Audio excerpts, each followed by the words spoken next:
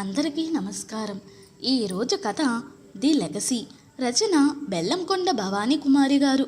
ఇంకా స్టోరీలోకి వెళ్ళిపోదామా? వర్ధని ఆంటీ రమ్మన్నది, నువ్వు కూడా రారాదు? అన్నపూర్ణ కూతురుతో అన్నది. దేనికి? లలిత ప్రశ్నించింది తల్లిని. వాళ్ళ అబ్బాయి అమ్మాయి అమెరికా నుంచి వచ్చారట, వస్తే మనం దేనికి? నేను చూసి చాలా రోజులైందంట, వాళ్ళ శ్రీజ రమ్మన్నదని చెప్పింది. తల్లికేసి జాలిగా చూసింది లలిత. తల్లి దేనికోసం ఆశపడుతుందో ఆమెకి తెలుసు. లలితకి వర్ధనమ్మ సంగతి బాగా తెలుసు. ఇలా పిండి వంటలు తల్లి చేత చేయించి బాగానే ముట్ట చెబుతుంది. తండ్రి వ్యాపారం ఎన్నేళ్ళైనా లాభసాటిగా నడవకపోయేసరికి ఆమె ప్రతి చిన్న పని ఒప్పుకుంటుంది. తన పెళ్లి గురించి తల్లికి ఎంత దిగులో ఆమెకి తెలుసు. అదీ కాక తమ్ముడు ఇంటర్కి వచ్చాడు, మంచి కాలేజీలో చేర్చాలి. అందుకే తల్లి మాట తీసివేయలేక ఆమె వెంట వెళ్ళింది. వరదనమ్మ నవ్వుతూ ఎదురొచ్చింది. శ్రీజ లలితను చూసి ఎంత అందంగా ఉంది అత్త నీ కూతురు అన్నది. తర్వాత అజయ్ వచ్చి బాగున్నావా అత్త అని పలకరించి లోపలికి వెళ్ళిపోయాడు. సాయంత్రం దాకా తల్లి పిండి వంటలు చేస్తుంటే సాయం చేసింది లలిత. కొన్ని పిండి వంటలు 500 ఆమె చేతిలో పెట్టి అజయ్కి మంచి మ్యాచ్ కుదిరింది. అమ్మాయి డాక్టర్, బాగా ఉన్నవాళ్ళని చెప్పింది వర్ధని. ఇంటికి వెళుతున్నప్పుడు మాటి మాటికి తల్లి కళ్ళు తెరుచుకోవడం గమనించి ఇంటికొచ్చాక అసలంత ఆశ ఎలా పెట్టుకున్నావమ్మా? వాళ్ళకు డబ్బు హోదా ఉంది, దానికి తగ్గ మ్యాచ్ చూసుకుంటారే తప్ప నన్ను చేసుకుంటారా చెప్పు? అది అత్యాశ కదా. అట్లా కథల్లో సినిమాలలో జరుగుతాయి, నిజ జీవితంలో కాదు అని ఓదార్చింది తల్లిని లలిత. లలిత తన జాబుకి వెళ్ళి వస్తుంది. అదేమంత పెద్ద జాబు కాదు. ఆ రోజు తల్లి కూతురు మార్కెట్కి వెళ్ళి వస్తున్నారు. పూర్ణా పూర్ణా అంటూ వెనక నుండి ఎవరో పిలుస్తుంటే ఆగి వెనక్కి చూశారిద్దరు. కారు దిగి వస్తుంది ఒక ఆవిడ. దగ్గరికి వచ్చాక గుర్తుపట్టింది పూర్ణ వేదవతిని. వేదా సంతోషంగా పిలిచింది. వేదవతి ఆమెని గట్టిగా కోగలించుకున్నది. వేదవతి పచ్చని పసిమి ఛాయ, కొద్దిగా లావుగా ఉన్నది. ఎన్నాళ్ళకి కనబడ్డావు పూర్ణ, పద మీ ఇంటికి వెళదాం అంటూ కారెక్కించింది. ఇద్దరు కబుర్లు. ఎప్పుడో 10th చదివాక విడిపోయారిద్దరు. వేదవతి ముందు నుండే ఉన్నవాళ్ళు. ఏరుకోరి జగదీశ్వరరావుని వరించింది. అతన్ని చేసుకున్నందుకు ఏమీ రిగ్రెట్స్ లేవని, చిన్న ఊరైనా ప్రశాంత జీవనమని చెప్పింది. పూర్ణని పెద్దగా వివరాలు నొప్పించేలా అడగలేదు వేదవతి. లలితని దగ్గరకు తీసుకుని, మా చంద్రిక నీకు మంచి కంపెనీ, నేను కారు పంపుతాను, అన్నయ్యతో కలిసి తప్పకుండా రావాలి అంటూ సెలవు తీసుకుంది. ఆమె వెళ్ళాక పూర్ణ కూతురితో చెప్పింది, చాలా మంచిది, ఎంతైనా చిన్నప్పటి ఫ్రెండ్ కదా. ఆ రోజు తల్లి ఎప్పుడూ లేనంత సంతోషంగా ఉన్నది. మళ్ళీ రమ్మని వేదవతి దగ్గర నుండి పిలుపు. ఈసారి తండ్రి ఇద్దరిని వెళ్ళమన్నాడు. బస్సులో వెళ్ళారు. కారు పంపించింది వేదవతి బస్ స్టేషన్కి. లలిత మనసులో నవ్వుకుంది. అమ్మకు తెలియడం లేదు, ఉన్నవాళ్ళు ఒక్కొక్కరు ఒక్కో రకంగా వాళ్ళ స్థాయిని చూపిస్తారని. వేదవతి కూతురు చంద్రిక ఎదురొచ్చి స్వాగతం పలికారు. అంత పెద్ద ఇంటిని లలిత ఎప్పుడు చూసి ఉండలేదు. క్రింద 4 బెడ్రూమ్స్, పెద్ద హాలు, డైనింగ్ హాల్, కిచెన్ విశాలంగా ఉంది. మోటార్ నీళ్ళు కాదు కానీ చాలా బాగా మెయింటైన్ చేస్తున్నారని పిలిచింది. వాళ్ళకి గెస్ట్ రూమ్ చూపించింది చంద్రిక. బెడ్షీట్స్ ఉదయమే మార్చాను అన్నది నవ్వుతూ. స్నానాలు చేసి రెడీ అయ్యారు. వేదవతి వచ్చింది. పూర్ణ పదండి టిఫిన్ చేదురుగాని అంటూ వెంట తీసుకెళ్ళింది. వేదవతి అత్తగారు, మామగారు, చంద్రిక, లలిత, అన్నపూర్ణలకు ఇడ్లీ వడ సర్వ్ చేసింది. తాను కూడా వాళ్లతో టిఫిన్ చేసింది. వంటమ్మాయి పళ్ళ ముక్కలున్న బౌల్స్ సర్వ్ చేసింది. టీ తాగాక చెప్పింది, ఈయనకు మా అబ్బాయికి ఎవరు చేసినా ఇష్టముండదు, నేనే చెయ్యాలి, పద్మ నాకు సాయం చేస్తుంది అన్నది వేదవతి. ఆ ఇంట్లో తాను లేనిదే గడవదని చెప్తుంది అనుకుంది లలిత. తరువాత పెద్ద కుండలో తాడు కట్టిన పెద్ద కవ్వంతో వెన్న చిలకసాగింది వేదవతి. పక్కనే 2 స్టూల్స్ మీద తల్లి కూతుళ్ళు కూర్చున్నారు. కొంచెం సేపు ఆవిడ ఎలా చేస్తుందో గమనించి, నేను ట్రై చేయనా ఆంటీ అంటూ ఆమెను అడిగి 2 నిమిషాలలో పట్టు సాధించిన లలితను మెచ్చుకోలిగా చూసింది వేదవతి. చంద్రిక నీకు ఇల్లు చూపిస్తాను రా అంటూ లలితని లాక్కుపోయింది. ఏం చదువుకున్నారు అని లలిత అడిగింది. మీరు అంటే ఈ మర్యాదలేమిటి, చక్కగా నువ్వని పిలువు డిమాండ్గా అన్నది చంద్రిక. పైకి వెళదాం, పైన ఒక వరండా, 2 పెద్ద గదులున్నాయి. ఒకటి చూపిస్తూ, ఇది అన్నయ్య గది, ఇది నాది, ప్రస్తుతం నేను వాడటం లేదనుకో, పెళ్ళయ్యాక నందు కోసం ఆ మాట చెబుతున్నప్పుడు ఆమె ఏమాత్రం సిగ్గుపడలేదు. ప్రతాప్ గది చాలా విశాలంగా ఉంది. ర్యాక్స్లో చాలా పుస్తకాలున్నాయి. పెద్ద టీవీ, ఒక సోఫా సెట్టు చాలా నీట్గా ఉంది. లలిత అడిగింది, ఎలా పరిచయం? Family friends. అన్నయ్య తను జిగ్రీ దోస్తులు. ఇంటికొచ్చేవాడు. కొత్తలో నాతో మాట్లాడాలంటే చాలా భయపడేవాడు. డాక్టర్ అయ్యాక భయపడడం మానేశాడు. కానీ చాలా నెమ్మది. అల్లరిగా నవ్వుతూ అన్నది చంద్రిక. నువ్వు మెడిసిన్ చెయ్యలేదేం అని లలిత అడిగింది. తను ఆర్థోలో ఎంఎస్ చేస్తున్నాడు. వాళ్ళ నాన్నగారు ఎండి. Roaring practice. నాకు చదువు పడదు. నందుని ఇంటిని చూసుకుంటే చాలు అనుకున్నా. ఇలాంటి మాటలు చెబుతుంటే నందు నవ్వుతున్నాడు. అది చెయ్యి ఇది చెయ్యి అని బలవంతం చెయ్యడు. చిలిపిగా నవ్వుతూ అన్నది. లలితకి అతని ఫోటో చూపించింది. చంద్రికతో పోలిస్తే రంగు చాలా తక్కువ కానీ బాగున్నాడు. ముఖ్యంగా అతని నవ్వు. అతని గురించి మాట్లాడుతున్నప్పుడు ఆమె కళ్ళలోని మెరుపు చూసి అనుకుంది లలిత, అన్ని విధాల అదృష్టవంతురాలి ఈ అమ్మాయి అని. 9ంటికి వాకిట్లో బైక్ ఆగిన చప్పుడయింది. చంద్రిక, అమ్మా నీ కన్నయ్య చిన్ను మహారాణ ప్రతాపుడు వచ్చాడు. చేయి వేడివేడిగా టిఫిన్ రెడీ చేయి అన్నది అల్లరిగా. వేదవతి కొడుక్కి ఎదురెళ్ళి, చూసావురా దీని అల్లరే, ఇంట్లో గెస్ట్స్ ఉన్నారని కూడా లేదు అంది కంప్లైంట్ చేస్తున్నట్టుగా. ప్రతాప్ నవ్వి, ఓహో ఇవాళ ఇలా బిజీగా ఉందా, అందుకేనా నందు మీ చెల్లి ఎన్నిసార్లు ఫోన్ చేసినా లిఫ్ట్ చేయడం లేదు అని మెసేజ్ పెట్టాడు అన్నాడు. చంద్రిక ఆత్రంగా అన్న దగ్గరకు వచ్చి, నా సెల్లో రింగ్ రాలేదు, నిన్న సాయంత్రం కూడా చేయలేదు, ఏది ఇలా ఇవ్వు నేను చూస్తాను అంటూ అన్న చేతిలో ఫోన్ లాక్కుని చూసింది. అందులో ఏ మెసేజు లేదు. కళ్ళల్లో గిర్రున నీళ్లు తిరిగాయి చంద్రికకి. నీకు ఫోన్లు చెయ్యటమేనా వాడి పని? బుద్ధు ఇవాళ నైట్ డ్యూటీ అయి ఉంటుంది, చేస్తాడులే అన్నాడు నవ్వుతూ. కూతురి కన్నీళ్లు చూసి వేదవతి కూడా నవ్వేసింది. ఇంకెంతలే తల్లి, 6 నెలలు వెళ్ళిపోదుగానేలే మీ నందు ఇంటికి. నాన్నరాని చెబుతాను, మీరిద్దరూ కలిసి నన్ను ఏడిపిస్తున్నారని అంటూ విసురుగా గదిలోకి వెళ్ళిపోయింది. నవ్వుతూ తలెత్తిన ప్రతాప్ అక్కడ కొత్త వాళ్ళని చూసి చిరునవ్వు నవ్వాడు. 6 అడుగులపైనే ఉన్నాడు అతను. ఆరోగ్యంగా దృఢంగా ఉన్నాడు. అతను ఒక క్షణం లలిత కేసి చూసి చూపు తిప్పుకుని లోపలికి వెళుతూ, అమ్మా ఆకలేస్తుంది, ఫ్రెష్ అయి వస్తాను అంటూ పైకి వెళ్ళాడు. పూర్ణ ఫామ్కి వెళదాం అన్నది వేదవతి. పూర్ణ తలూపింది. అక్కడ చిన్న ఇల్లు ఉంది, అన్ని వసతులతో.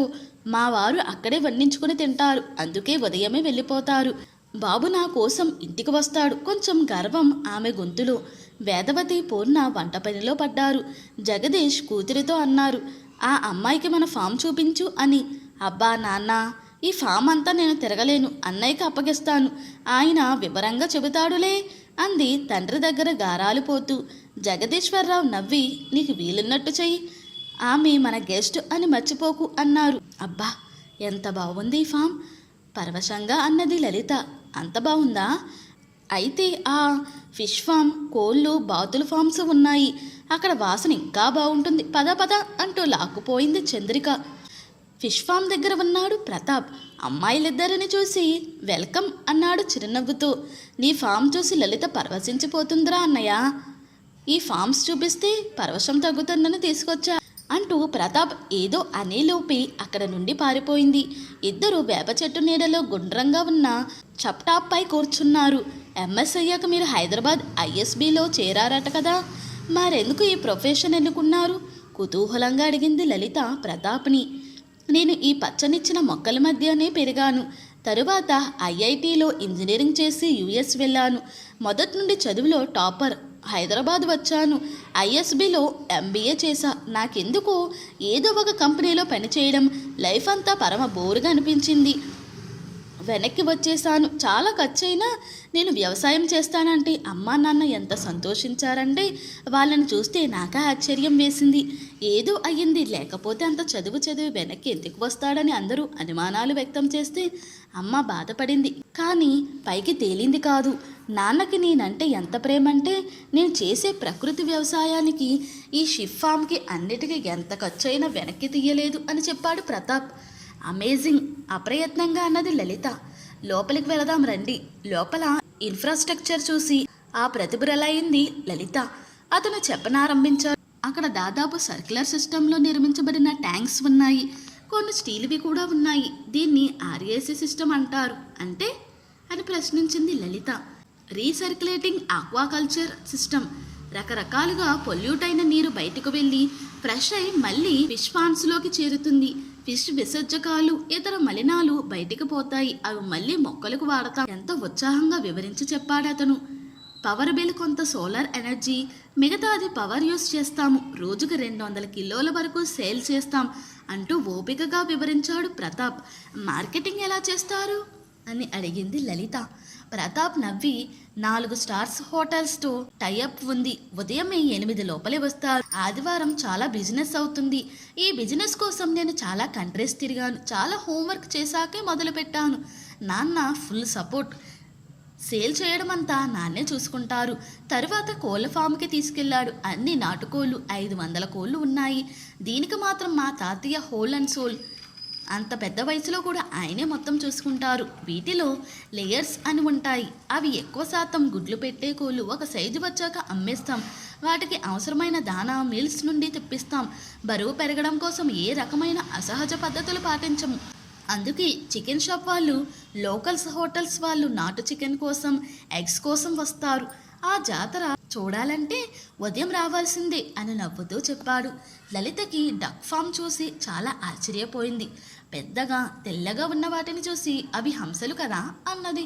ప్రతాప్ నవ్వి, కాదు, అవి మస్కవీ డక్స్. అవి సరదాగా పెంచుతారు. ఇవి కూడా గుడ్లు పెడతాయి, పొదిగి పిల్లలను చేస్తాయి. ఇండియన్ రన్నర్స్ కాకి క్యాబెల్ కేవలం ఎగ్స్ కోసం, అంటే బెస్ట్ ఎగ్స్ ప్రొడ్యూస్ చేస్తాయి. వీటికి నీళ్లు ఉండాలి. పెద్ద పెద్ద పాండ్స్ 3 చూపించాడు. చిన్న చిన్న చెరువుల్లా ఉన్నాయవి. ప్రస్తుతం 400 డక్స్ ఉన్నాయి. 360 రోజులు గుడ్లు పెడతాయి. ఒక్కొక్క పంట అయ్యాక పొలాలలో అక్కడ వీటిని వదులుతాము.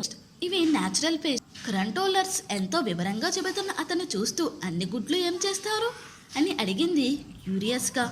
మా ఇంటికి దగ్గరలోని నాన్నమ్మ పేరున ఒక గర్ల్స్ ఆర్ఫన్ హోమ్ ఉంది. యాక్సిడెంట్స్లో పేరెంట్స్ని కోల్పోయిన ఆడపిల్లలని, వివిధ కారణాలతో అనాథలైన ఆడపిల్లలని ఇక్కడ చదివిస్తాం. 5 ఏళ్ళయింది. అమ్మ చూసుకుంటుంది. డక్ ఎగ్స్ చాలా వరకు ఈ హోమ్లోనే వాడతారు. కూరగాయలు, ధాన్యం అంతా మా ఫామ్ నుంచే వెళతాయి. చంద్రిక మామగారు చాలా ఫండింగ్ చేస్తారు. నా ఫ్రెండ్స్ కూడా చెప్పాడు. లలిత మనసంతా ఒక అనిర్వచనీయమైన ఆనందంతో నిండిపోయింది. వేదవతి గురించి తప్పుగా ఆలోచించినందుకు లోపల సిగ్గుపడింది. ఫామ్ కూరగాయలతో చేసిన భోజనం ఎంతో రుచిగా ఉంది. 4ంటికి 3 ఎకరాలలో వేసిన ఫారిన్ నాన్ లోకల్ ఫ్రూట్స్ ఫామ్కి తీసుకెళ్లాడు. చంద్రిక కూడా వెళ్ళింది. అసలు ఆ ఫ్రూట్స్ వెరైటీని ఆమె ఎప్పుడూ చూడలేదు. చాలా వరకు కమర్షియల్ దృక్పథంతో పెంచుతున్నవి. పాలిహౌస్లో పెంచుతున్న రోసెస్, జర్బరాస్ చూసిన లలిత మనసు పులకరించిపోయింది. ఆనందం నిండిన మనసుతో అన్నది, ఇవన్నీ చూస్తుంటే కృష్ణశాస్త్రి గారి ఆకులో ఆకునై పాట గుర్తుకొస్తుంది. కాదు కాదు, నా మనసును ఆ పాట పాడుకుంటుంది తన్మయంగా అన్నది. పోనీ ఉండిపో అన్నది చంద్రిక నవ్వుతూ. ఉలిక్కిపడిన లలిత తమాయించుకుని అన్నది, ఇంత చక్కని ప్రకృతి 4 తరాల నుండి కాపాడుకుంటూ వస్తున్నారు. ముఖ్యంగా మీరు ప్రతాప్ వైపు తిరిగి అన్నది. ప్రపంచం ఇప్పుడు ఒక గ్లోబల్ విలేజ్ అయ్యింది. సిటీలో ఉండే వాళ్లకు ఎన్ని నెట్వర్క్ సౌకర్యాలు ఉన్నాయో అన్నీ పల్లెలోకి కూడా వచ్చేసాయి. అయినా వ్యవసాయం వైపు ఎవరూ చూడడం లేదు. ఆర్థిక కారణాలు కూడా ఉండొచ్చుననుకోండి, కానీ వ్యామోహంతో వెళ్ళే వాళ్ళే ఎక్కువ. కనీసం టౌన్స్లో కూడా ఉండడం లేదు. ఒక ఎక్సోడోస్లా సిటీస్ వైపు పరిగెడుతున్నారు. సిటీస్ అన్నీ క్యాన్సివోరస్ డెవలప్మెంట్తో దుర్భరంగా మారుతున్నాయి అన్నది లలిత కొంచెం ఆవేశంగా. అనుకున్నంత తేలిక కాదు లలిత ఇక్కడ ఉండడం. మొదటిసారి కొంచెం గంభీరంగా మాట్లాడింది చంద్రిక. లలిత నవ్వి, అది ఒక రిలేటివ్ పాయింట్ చంద్రిక. జీవితం పట్ల మన దృక్పథం మీద ఆధారపడి ఉంటుంది అన్నది లలిత. ప్రతాప్ మౌనంగా ఆమెని చూస్తున్నాడు. సాయంకాలం మల్లెలు మరువం కలిపి మాల కడుతుంది పూర్ణ. లలితని తనతో పాటు పెరట్లో మామిడి చెట్టు చుట్టూ ఉన్న గట్టు మీద కూర్చోవడానికి రమ్మంది వేదవతి. విరజాజులు మరువం కలిపి కడుతుంది లలిత. ఆమె పూలను అందిస్తుంటే, లలిత, మా ఇల్లు, ఈ పల్లె జీవితం ఎలా అనిపించింది నీకు అని అడిగింది వేదవతి. చాలా బాగుందా ఆంటీ, ప్రశాంతంగా హాయిగా ఉంది. అంత చదువు చదివి ప్రతాప్ గారు ఇలా వ్యవసాయం వైపు రావడం నిజంగా ఫెంటాస్టిక్. కానీ చాలా కష్టపడితే గాని ఇది సాధ్యం కాదు. మీరు అంకుల్ని ఇష్టపడి చేసుకున్నారట కదా అని అడిగింది కుతూహలంగా. అవును, ఆయనని, ఆయన నెమ్మది స్వభావాన్ని, నన్ను ఎంతో ప్రేమించే ఆయన మనసును ఇష్టపడి చేసుకున్నాను. నో రిగ్రెట్స్ లలిత. అత్తయ్య మామయ్య మాతోనే ఉన్నారు మొదటి నుండి. పిల్లలని ఆయన వదిలి ఉండలేరు. దేశ విదేశాలు చూసాం పిల్లలతో కలిసి. ప్రతాప్ వ్యవసాయం చేస్తానన్నప్పుడు నా కొడుకు మాతోనే ఉండడానికి నిశ్చయించుకున్నాడని తెలిసి మా ఇద్దరికి ఎంతో సంతోషం వేసింది. ప్రతాప్తో ఇది 4వ తరం. ఈ ప్రకృతిలో మమైకమయ్యే 4వ తరం అన్నది వేదవతి. ఒక్క క్షణమాగి అన్నది, కానీ వాడికి మ్యాచెస్ రావడం కష్టమైపోయింది. వాడు ఒక రైతు, కౌలికి ఇచ్చి సిటీలో ఉండాలని కొందరు, కొంతకాలం విదేశాలలో ఉందామని కొందరు అన్నారు. నిన్ను మొదటిసారి చూసినప్పుడే అడుగుదామనుకున్నాను, కానీ నువ్వు నీ ఆర్థిక పరిస్థితి చూసి నేను ఈ ప్రపోజల్ తెచ్చానని అనుకుంటావని సంశయించాను. డాక్టర్ పిల్లలు డాక్టర్స్, ఇంజనీరింగ్ పిల్లలు ఇంజనీర్లు, రాజకీయ నాయకుల పిల్లలు రాజకీయాల్లోకి వస్తున్నారు. కానీ వ్యవసాయం పట్ల చాలా చిన్న చూపు ఉంది మన దేశంలో. మా కుటుంబం లెగసీ ఇది. లలిత, బాగా ఆలోచించి చెప్పు. టైం తీసుకో. నువ్వు ఒప్పుకోకపోయినా నాకు పూర్ణకి మధ్య స్నేహం అలాగే ఉంటుంది. కానీ ఈ ఇంటి కోడలు ఈ లెగసీని ముందుకు తీసుకెళ్ళాలి అని నా కోరిక అన్నది నెమ్మదిగా వేదవతి. లలిత మనసు ఆనంద తరంగమైంది. ఆ మాట వినగానే తను ఎదురుగా కూర్చున్న ఆ స్త్రీ ముద్దుకేసి తదేకంగా చూసింది. మంచి మంచి సంబంధాలు వచ్చిన ఒక రైతుని ఇష్టపడి చేసుకుంది. మమతానురాగాలతో కుటుంబ విలువలను కాపాడుకుంటూ జీవిస్తున్నది. తన కొడుకుకి సరైన జీవన సహచారి కోసం ఎంత శోధన, వ్యధాభరితమైన ఆడపిల్లల జీవితాలలో వెలుగు నింపటానికి శ్రమిస్తున్నది. ప్రకృతిలో మమేకమై జీవిస్తూ తన కుటుంబ లెగసీని ప్రతాప్తో కలిసి ముందుకు తీసుకెళ్లమంటున్నది. ఎంతకంటే తనకు కావలసిందేమిటి అని లలిత అనుకుంది. అత్తయ్య అన్నది నెమ్మదిగా ఆమె చేతులను తన చేతుల్లోకి తీసుకుని. ఆ ఒక్క పిలుపులో లలిత మనసు అర్థమై లలితను దగ్గరకు తీసుకుని నుదిటి మీద ముద్దాడింది వేదవతి. మర్నాడు రాఘవరావుని పిలిచి విషయం చెప్పింది వేదవతి. సంతోషంతో ఆ దంపతుల కన్నీటి పర్యంతమయ్యారు. హోం బాధ్యతను వాళ్ళకి అప్పగించి అక్కడే ఉన్న కేర్ టేకర్ హోంలో వసతి ఉందని చెప్పింది. ప్రతాప్ తన గదిలో ఫోన్లో మాట్లాడుతున్నాడు. పైకి వెళ్ళింది లలిత. దగ్గరికి రమ్మన్నట్టుగా చెయ్యి చాచాడు. ఫోన్ని పక్కన పెట్టి త్వరగా వచ్చేయి లలిత, నువ్వు వెళ్ళిపోతున్నావంటే ఏదో వెలితగా ఉంది అన్నాడు. నీ నెంబర్ చెప్పు అన్నాడు. అతని గుండెల మీద వేలితో ఒక్కో అంకె రాసింది. అతను ఆమె గడ్డాన్ని పట్టుకుని పైకెత్తి, ఇంతవరకు ఎవరు ఇలా నెంబర్ చెప్పి ఉండరు అన్నాడు అని నవ్వుతూ. గుమ్మం దగ్గర అలికిడి. చంద్రిక. బొత్తిగా భయం లేదిద్దరికి. అరగంట అయింది, ఇద్దరు కిందికి రండి. లలిత సిగ్గుపడి అతనికి దూరంగా జరిగింది. ఇద్దరు క్రిందికి వస్తుంటే అందరి కళ్ళు తృప్తితో మెరిశాయి. క్రిందికి వచ్చాక లలితని హగ్ చేస్తూ చెవిలో గుసగుసగా అన్నది చంద్రిక. 2 రోజుల్లో వచ్చాయి. నందు వచ్చేదాకా ఏ ఫంక్షన్ ఉండదు. అప్పటిదాకా చక్కగా ప్రేమించుకోండి. నీళ్లు నిండిన కళ్ళతో అంది Lalitha. Thanks for everything Chandrika. నాదేం లేదమ్మా, మీ అత్తగారి ప్లాన్ నేను అమలు చేశానంతే అంది చిన్న గొంతుతో. కారెక్కాక ఆమె చీర కుచ్చిళ్ళు డోర్లో పడకుండా సర్ది డోర్ వేశాడు ప్రతాప్. అమ్మోయ్, అన్నయ్య అప్పుడే వదిన కొంగు పట్టుకుని తిరుగుతున్నాడే అల్లరిగా అరిచింది చంద్రిక. నీ తోక పట్టుకుని తిరగటంలా నందుగాడు రిటార్టిచ్చాడు ప్రతాప్. అందరి నవ్వుల మధ్య కారు బయలుదేరింది. ఎంతటితో ఈ స్టోరీ ముగిసింది. ఈ స్టోరీ కనుక మీకు నచ్చినట్లయితే మరియు నా ఎక్స్ప్లెనేషన్ కనుక మీకు నచ్చినట్లయితే ప్లీజ్ లైక్, షేర్, సబ్స్క్రైబ్.